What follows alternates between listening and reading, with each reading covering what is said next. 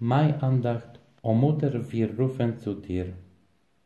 Im Namen des Vaters und des Sohnes und des Heiligen Geistes. Amen. O Maria, wir möchten dir danken, dass du dich um uns kümmerst, denn du beschützt uns.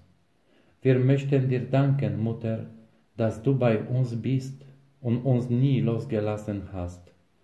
Wir rufen zu dir. Maria, o Mutter, wir rufen zu dir. Du bist unsere Zuflucht, wir kommen zu dir. Wir kommen vertrauen, von nah und fern, und führe uns alle zum Christus, dem Herrn. Streck aus, o Maria, die machtvolle Hand, beschütze die Heimat, das Volk und das Land. Beschütze die Jugend, die Männer und Frauen, die betend und hoffend sich dir anvertrauen. Wend ab, o Maria, Krieg, Krankheit und Not. Erbiet uns den Frieden vom Herrn, unserem Gott.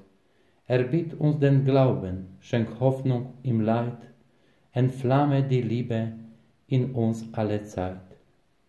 Sterb ich, o Maria, dann reich mir die Hand und führe mich sicher ins himmlische Land. Führ mich dann zu Jesus, dem Herrn, unserem Gott. Er rettet uns alle vom ewigen Tod. Gegrüßet seist du, Maria, voll der Gnade, der Herr ist mit dir. Du bist gebenedeit unter den Frauen, und gebenedeit ist die Frucht deines Leibes, Jesus. Heilige Maria, Mutter Gottes, bitte für uns Sünder, jetzt und in der Stunde unseres Todes. Amen.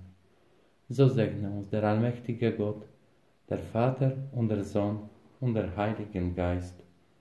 Amen.